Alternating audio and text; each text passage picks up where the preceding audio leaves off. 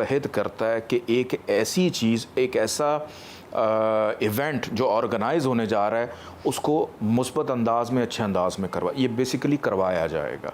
तो ये इलेक्शन जो है 8 फरवरी को बिल्कुल होता हुआ दिखाई दे रहा है। इदारे मजबूत रहेंगे, अच्छा होगा, लेकिन प्रॉब्लम इसमें ये आ रही है कि वीनस थोड़ा सा वीक है कि जिस शख्स ने जाके हक़ राह दही इस्तेमाल करना है वो बड़ा बेसुकून है, वो बड़ा बेचैन है, और जिस जानिब लोगों का अंदेशा होगा कि ये पार्टी जीतेगी, हो सकता है नताइज कुछ और आएँ, नताइज कुछ और आएँ, वक्त पे इलेक्शन हो जाएंगे, लेकिन नताइज बड़े अजीब किस्म के आएंगे कि हो सकता है कि उसको कोई माने ना या मनवाया जाए। आइंदा इलेक्शन में कौन सी जमात हुकूमत बनाती नज़र आ रही है और वज़ीर आज़म कौन बनता नज़र आ रहा है?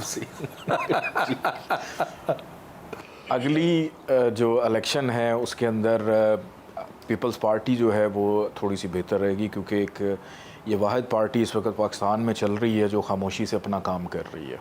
नून लीग की अगर बात की जाए तो नून लीग, अब पार्टियां जो अगले साल इलेक्शन में है ना, वो अपने अपने कस्बों में महदूद होंगी। जो पंजाब है, जो लाहौर है, जो मुल्तान है, जो कराची है, कि अब जो रोल एक MQM का होता था सिंध के अंदर कराची की हद तक या हैदराबाद की हद तक, अगले इलेक्शन के अंदर भी ये होगा कि ये पार्टियां अपने अपने हलके के अंदर महदूद रहेंगी, और कोशिश ये की जाएगी कि एक मिक्स किस्म की गवर्नमेंट बने, सारों को खुश किया जाए, कोई इनसे नाराज़ ना हो।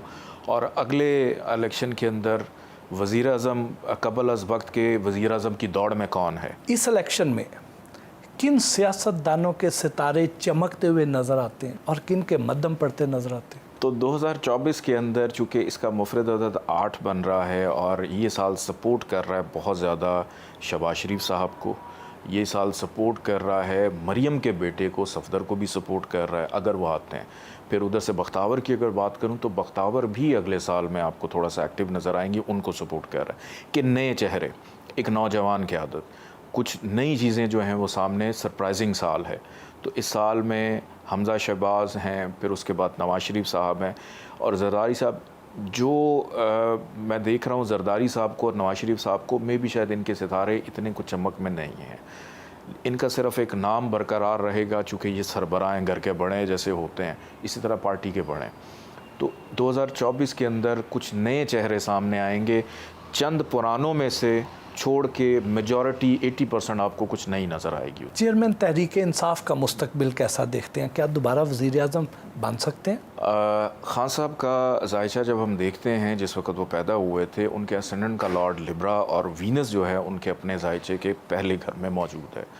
ये एक राज योग होता है जिसको हम कहते हैं मलाविया, और जिस शख्स के जायचे में ये योग हो वो अपनी ज़िंदगी के किसी भी उम्र के हिस्से से गुज़र रहा हो, वो वजह शोहरत बन जाता है। उनकी आगे सियासी अगर मैं देखूं तो दिसंबर के बाद जाके और ख़ास तौर पे मई 2024 से वीनस की दशा स्टार्ट हो रही है, यानी वीनस का टाइम शुरू हो रहा है। तो वीनस चूँकि अपना उनका रूलिंग प्लानट है तो इनको रिलीफ मिलेगा।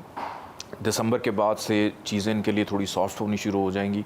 मई 2024 के बाद इनको ज़्यादा रिलीफ मिलना शुरू हो जाएगा, और जिस कॉज या जिस मिशन के ऊपर हैं, मेरा नहीं ख्याल कि ये इनका जायचा देखते हुए अपने उस मिशन से हटेंगे। क्या चेयरमैन तहरीक इंसाफ का और बुशरा बीबी का रिश्ता बरकरार रहेगा या खुदा ना खास्ता कोई अलहदगी के भी खदशात हैं? इनका जिस वक्त निकाह हुआ था, इनकी डेट मेरे सामने आई थी, तो मैंने इनका जायचा, और बड़े लोग कहते थे कि ख़राब टाइम में हुआ है, बुशरा बीबी छोड़ के चली जाएंगी, लेकिन मैं तब भी ये कहता था कि ऐसा नहीं होगा, कि मुश्किल वक्त में ये साथ खड़ी रहेंगी, साथ देंगी, साथ निभाएंगी, और अभी ऐसी कोई मुमकिनात में चीज़ें नज़र नहीं आ रही कि वो इनको छोड़ के चली जाएँ या इनकी अलहदगी हो जाए। अगर चेयरमैन तहरीक इंसाफ नाअहल हो जाते हैं तो उनके बाद पार्टी की बागदौड़ कौन संभालता नज़र आता है? और अगर तहरीक इंसाफ के चेयरमैन को कुछ होता है या नाअहल हो जाते हैं तो शाह महमूद कुरैशी साहब को मैं फ्रंट पे देख रहा हूँ।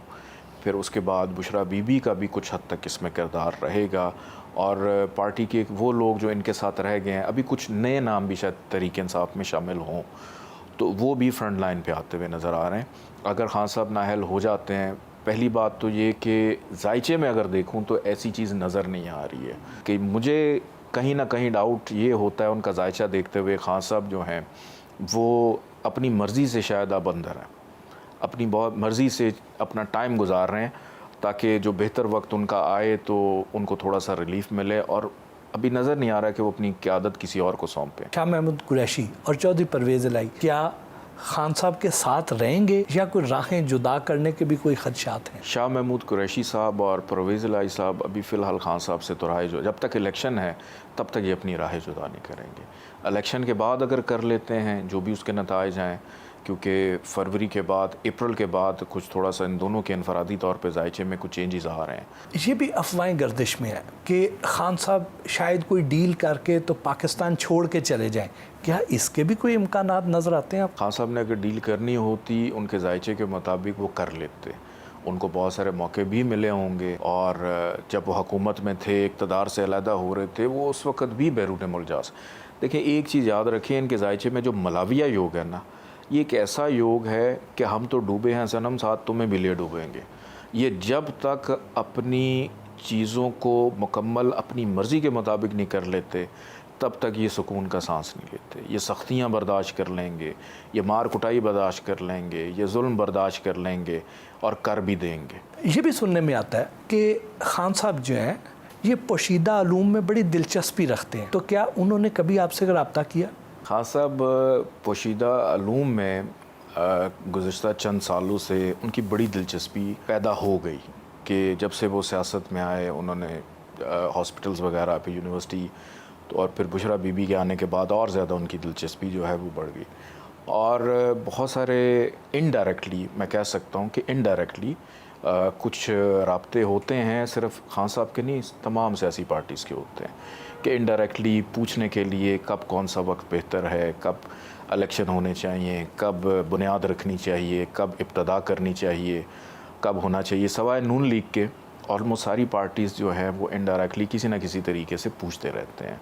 क्या नवाज शरीफ साहब चौथी बार वज़ीर आज़म बन सकते हैं? चौथी दफ़ा क्या, वो दोबारा वज़ीर आज़म बनते हुए नज़र नहीं आ रहे। उसकी वजह सबसे बड़ी आपको ये बता देता हूँ कि 14 अक्टूबर को लगा था सूरज ग्रहण और 29 अक्टूबर को लगा था चांद ग्रहण। ग्रहणों के दरमियान में कोई भी इवेंट हो, इवन हज भी आ जाए, हाजियों को नुकसान पहुँचता। और 21 अक्टूबर को ये पाकिस्तान आ गए अपनी रीलॉन्चिंग करने के लिए, और इतने ख़राब टाइम पे कि वो उस जलसे की हद तक तो ठीक है, चूँकि उनकी एक पार्टी की साख चलती हुई आ रही है, मुख्तलिफ़ शहरों से लोग गए उनके, लेकिन लॉन्चिंग उन्होंने उस टाइम पे कर दी जो ख़ात्मे का, ख़राब होने का और ख़त्म होने का टाइम था।